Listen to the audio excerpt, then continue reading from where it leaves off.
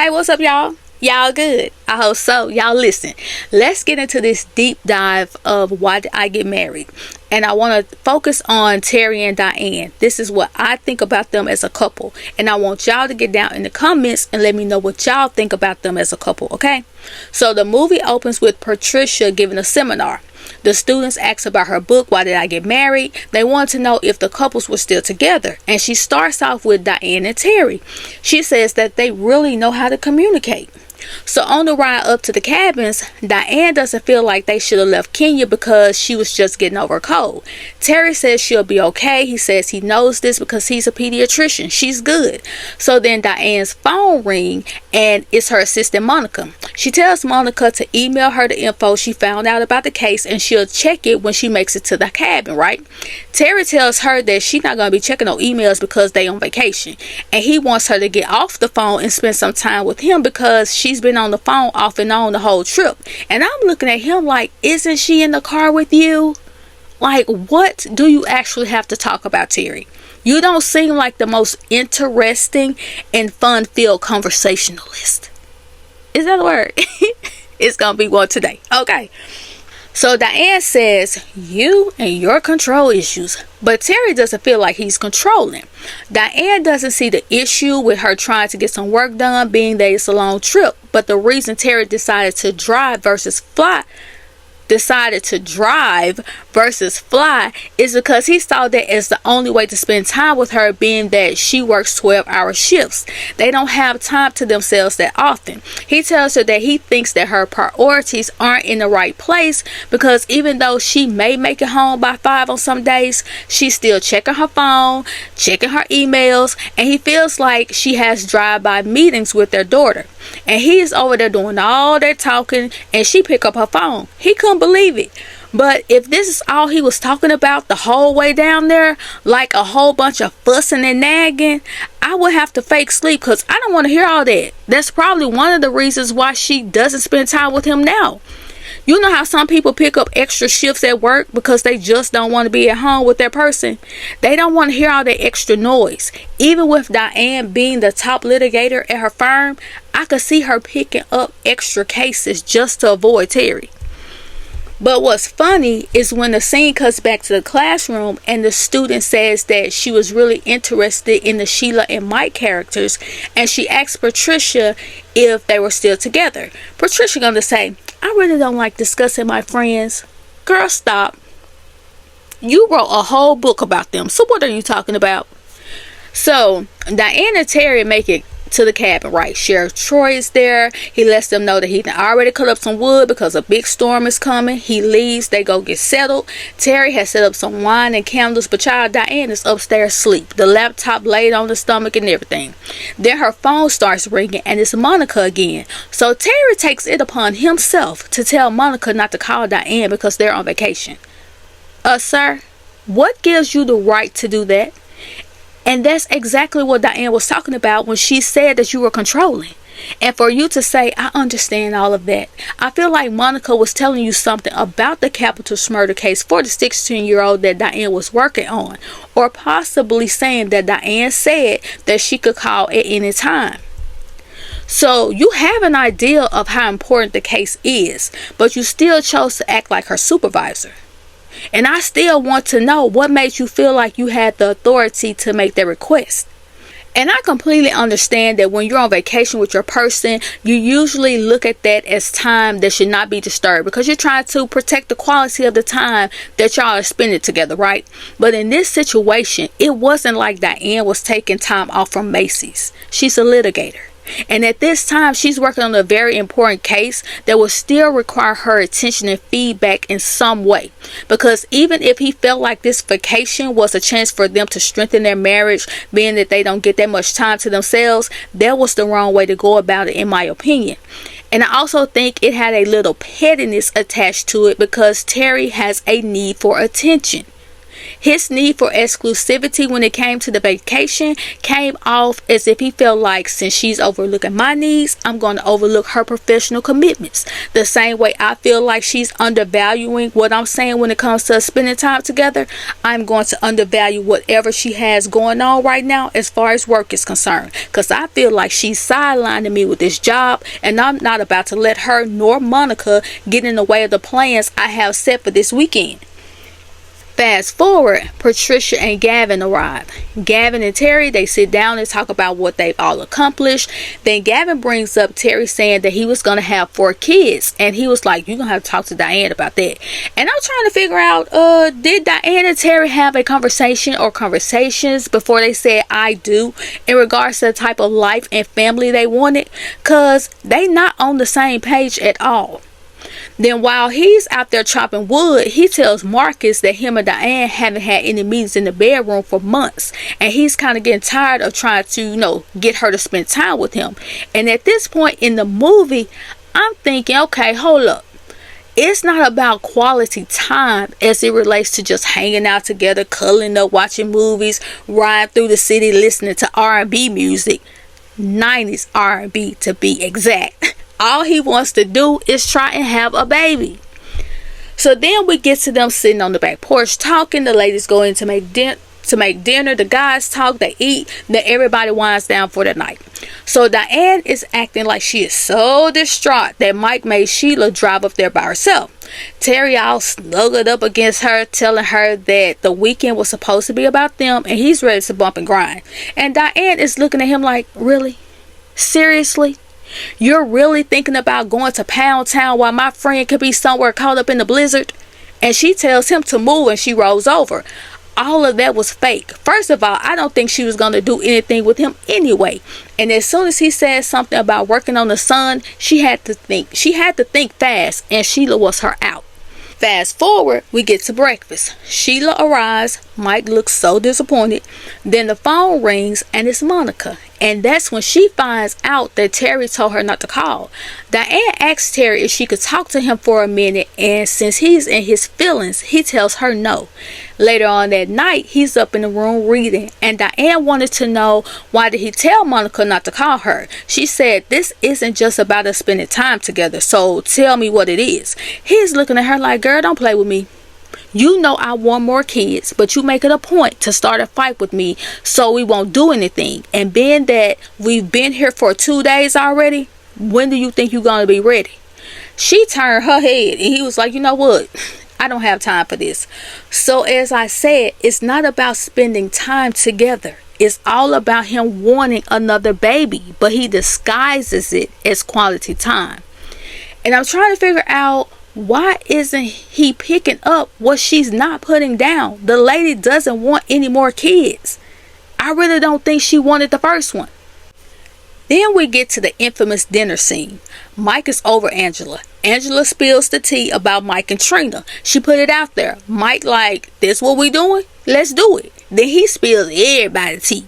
And to me, Diane's secret was the worst in so many ways. First off, if you were going to do something like that, why would you tell anyone? I don't care nothing about that being your friend, feeling like you can trust her. None of that. That is something that you should have taken 6 feet under or in ashes. But that is not something you should have shared when you know couples pillow talk. And for you to decide that you wanted to tell that secret, that's crazy to me. And for you to do that in secret means you knew that Terry would have been against it.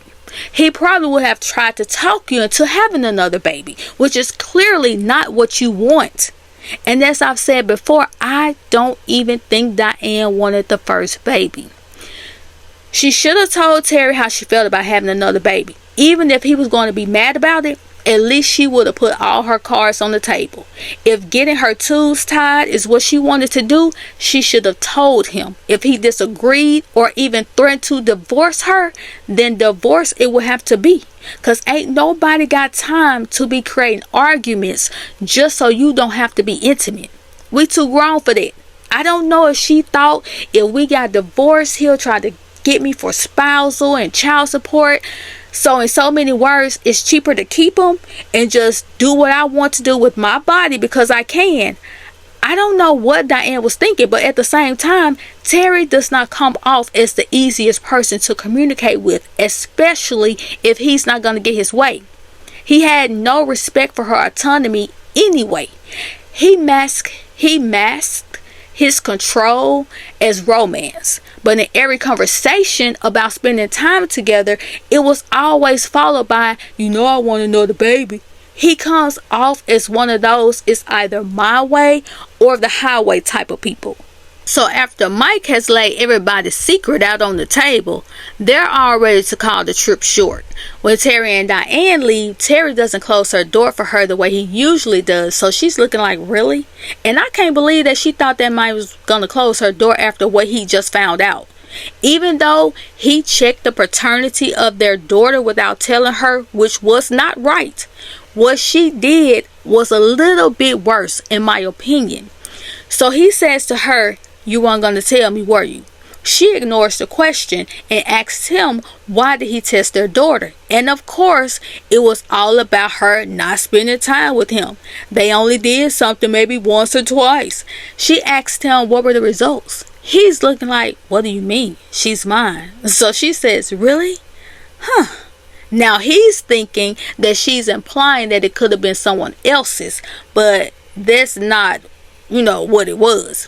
Then fast forward to everyone being back home and getting back into their routines. Sheila calls to check on everyone and she tells Diane to tell Terry happy birthday. Child, Diane is so busy she forgot.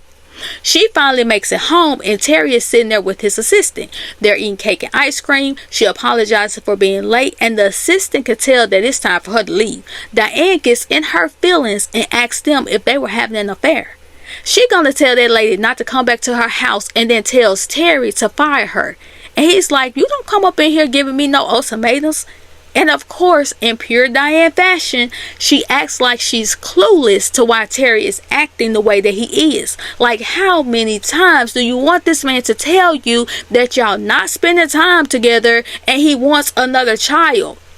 And the only reason you got that way with that assistant is because you felt like your position was threatened. Because, girl, stop. So she goes into having to work and that she has a job. And he's like, this ain't about your job. And she gonna say, well, where is this coming from all of a sudden? And I think me and Terry both said all of a sudden at the same time. Because what? So he goes back into his tirade about them not spending time together. He asked her what kind of man has to make an appointment to sleep with his wife. So she asked him, what do you want me to do? He said, how about baking me a cake, spending time with me and your daughter, meetings in the bedroom every now and then. Diane feels like the things that Terry is asking her is closer to what happened in the 50s, where the woman was just seen as a maid and a mule. So he tells her that she's selfish, especially since she had her tubes tied without telling him. And he says, when you get married, you give up the eyes for us. And I'm like, that sounds cute, but you're not even doing that, Terry, because you're giving your eye. It's I want to have a baby, but you act like you can't see that us don't. Like, what do you not get? So Diane is like, this is my body. You're not the one who will be carrying the baby or having to miss work to care for the baby. And she also felt like Terry was jealous because her career was going better than his. And Terry feels like he's wasting his time trying to talk to Diane because she gonna do what she want to do and she gonna hear what she want to hear. And baby, why her phone start ringing? That man tossed that phone across that room. I was like, oh, calm down, baby. He took his ring off and said that he was moving out. And she's standing up there looking so sad and kind of heartbroken. And I think it was more so because she was thinking, now how is this gonna work when it comes to the daughter? Because baby, I got a job. Because that's how she was looking. Angela and Diane, they meet up with Patricia, and she tells them to call their husbands and work out their issues.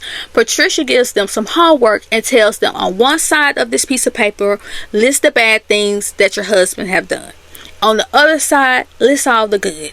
And if the good outweighs the bad, they need to be big little women and fix it. Diane works out her list and she's in tears. So she heads over to Terry's apartment where him and his assistant is there unpacking.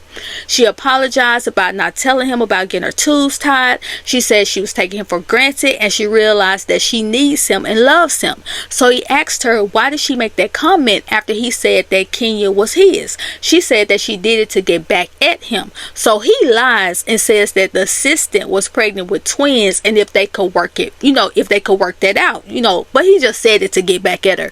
So she was like, yeah, sure. He was like, seriously? And then that's when he let her know that he was just joking. Then, they hug it out and they leave. But what I noticed is that I never saw him apologize for testing the daughter. He wanted Diane to have a conversation with him when it came to her getting her tubes tied, but evidently he didn't feel like he had to have a conversation with her when he was unsure about whether or not Kenya was his. The same kind of expectations he had for Diane, he should have had them for himself. Because I always felt like Diane settled for Terry. She seemed to have prioritized stability and compatibility over an emotional connection.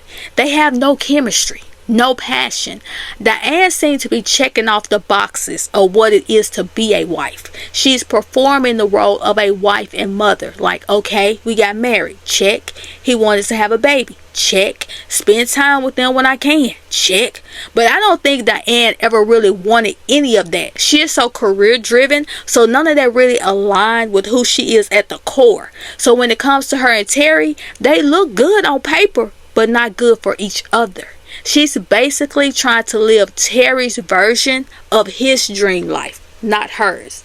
Because see, on paper, when checking off boxes, Terry represents the ideal family man. He's the idealized family man that most women want. The one who wants the house, the kids, the emotional connection, the intimacy.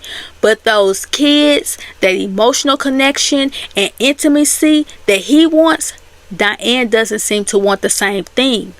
And maybe she just didn't want it with him because she could get with someone who wanted those same things but was just as career driven as herself, and they would be attracted to each other.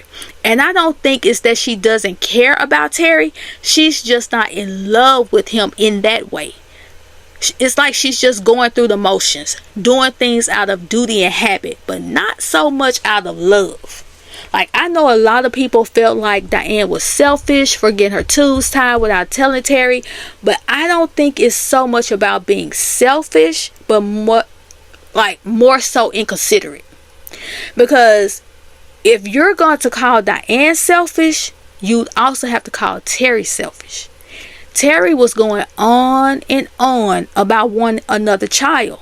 Not once did we ever hear Diane say that she wanted the same. Nor did we even sense that she wanted another baby. She's barely there for Kenya. And Terry pointed that out several times. From her making drive-by appointments to see the little girl, to his assistant picking her up, showing up for her extracurricular activities, to the assistant even tutoring the little girl. So his desire for another baby was for him. Because what person in their right mind will want to bring another baby in that type of situation? Even if she's halfway there for one child, what do you think is going to happen if y'all have another baby? It will be the same thing. And as long as they're wanting two different things, they're going to continue to pull in two separate directions. When Terry said, "You give up the eyes for us," like I said, it was cute, sounded noble, but it was one-sided. Terry wanted Diane to sacrifice her body, her career, her peace of mind for his dream of having 4 kids. For what he always thought his family was going to look like. And he just expected Diane to get on board regardless of how she felt.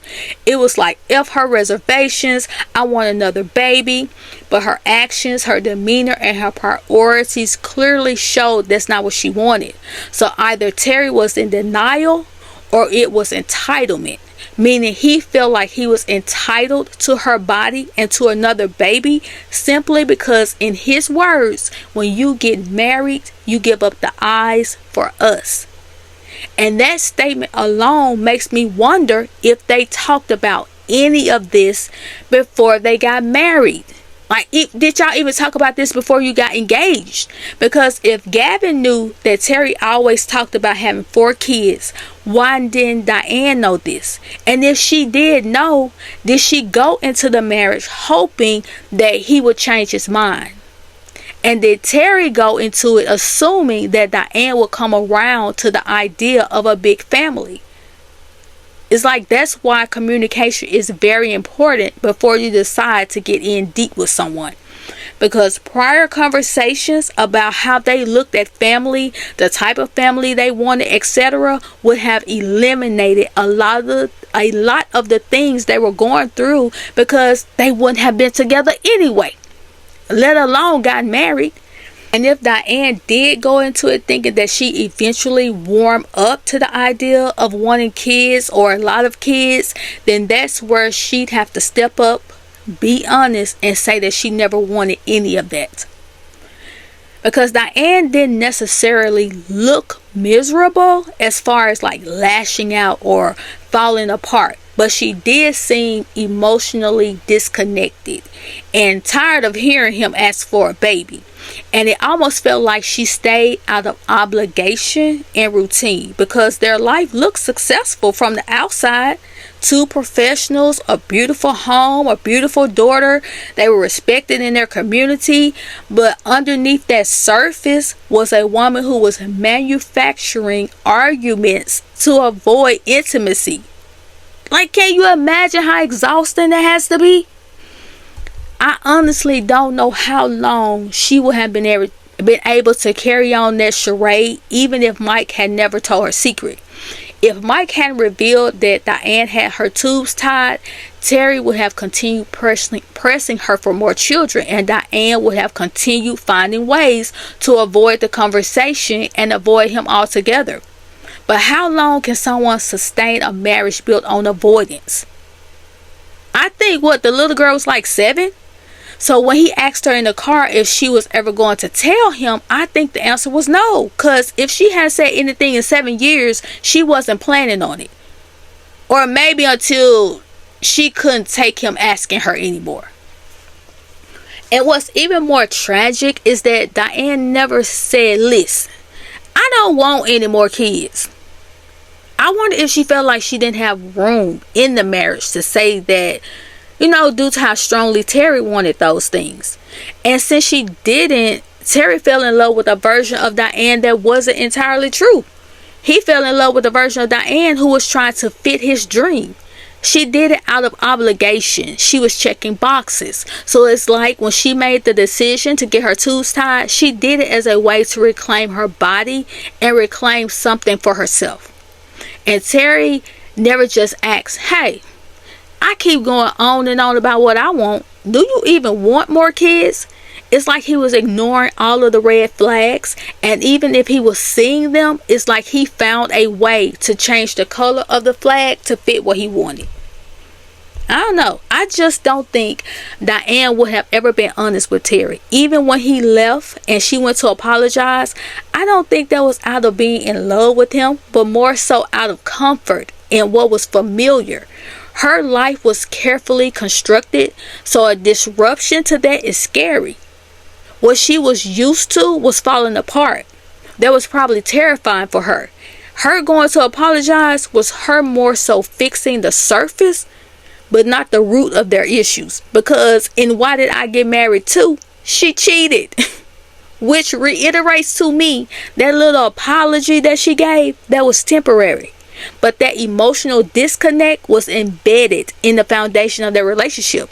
Even after all the fallout and her secret being revealed, she still didn't confront the truth of her feelings. Instead, she went and got the procedure reversed just to shut him up. And they still didn't have a connection. That's crazy. If Diane had given herself the freedom to be fully honest from the start about motherhood, marriage, her personal ambitions, I do not think she ever would have married Terry. They were on two different pages. I feel like they could have been good friends, and that's about it. Terry needed someone like Sheila. Sheila came off as the type of woman who would cater to her man, give him everything he wanted and desired. She would pour into him. She wasn't focused on a career or anything like that. She was focused on whatever her man wanted and needed. Because Diane and Terry's visions for life, family, and love were simply not aligned. And no amount of surface compatibility like success and stability and education could ever cover up the deeper mismatch in emotional needs and core values that they had. They had a level of mutual respect and professional synergy, maybe even admiration. But those things are not the same as romantic compatibility. Friendship could have allowed them to support one another's goals without the pressure to conform to roles they were never meant to fill. Terry did need someone like Sheila, someone who naturally wanted the life he envisioned. Sheila was nurturing, emotionally present, and willing to build a life around her partner, around the family, and her faith. She didn't have to be convinced or coerced into that life. It was just part of who she is. It's just a part of Sheila. Diane needed someone who wouldn't expect her to shrink, sacrifice, or perform. She needed a partner who saw her ambition not as something to work around, but something to be celebrated, who understood that emotional connection for her might look different, more intellectual, even more independent. Because they try to forge a marriage to work by changing themselves or waiting for the other person to change. But when two people want fundamentally different lives, love alone just isn't enough. It's just not. In my opinion, Diane and Terry's story serves as a cautionary tale about marrying the ideal of a person, which also happens in real life. There are a lot of couples who are existing in their marriages rather than living in love. Their marriage is a mirror for something that happens all the time in real life. People fall in love with the idea of a partner, the idea of a life. But when the emotional reality doesn't match the fantasy, they either suffer in silence, like Diane and Terry. They try to force change, like Terry, or they just quietly fade into emotional distance, like Diane. There are many couples existing, not living in love. They check the boxes. It's all about them boxes, them lists: marriage, house, kids, careers. But inside, there's no emotional intimacy, no vulnerability, no real connection. Just habit, duty, and sometimes fear of starting over. And to me, that's what makes Diane and Terry's story so real, but at the same time so sad. Because on the outside, they look like they had it all. Hence Patricia saying they really know how to communicate. Like they fooled the therapist. But inside, they were strangers sharing a routine. It's a reminder to be honest from the start with yourself, with your partner, because if you don't align on the core things like your lifestyle, your values, your emotional needs, then love alone becomes a performance. And the longer the performance goes on, the harder it becomes to walk away without breaking something inside of yourself or inside of the other person, because you're gonna feel like you wasted your time. And you gonna sit back and be like, man, I just could have said what I need to say, and I'd have wasted all this time. I wasn't happy, even though I was trying to give the other person everything that they wanted, and that half of the stuff I didn't want. So you're gonna feel like time wasted. And some people be like, shoot, I wasted all this time, I might as well just stay here. But why, when you could have actually been with someone who wanted the same things? Terry and Diane should not have gotten engaged, and they should not have gotten married. Because when we get to why did I get married to, the lady was cheating. It's like you're telling me that you couldn't be intimate with me, but you can be intimate with somebody on your job to the point that this might got you changing your undergarments, got you smelling good, got you putting your lotion on different, got you smiling and cheesing. This what you saying? Then when I'm trying to get with you, you up to talk some feel. What? And he said, what you say? The lady said, oh, I said feel the tub. Girl, if you don't get out this bed.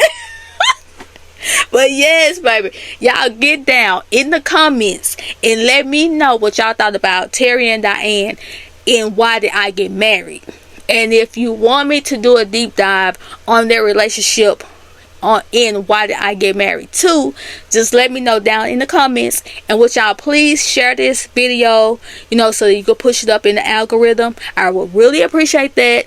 Thank y'all for being here. Thank you to all the new people that's here. Hope y'all enjoyed this video, and I'll talk to y'all later.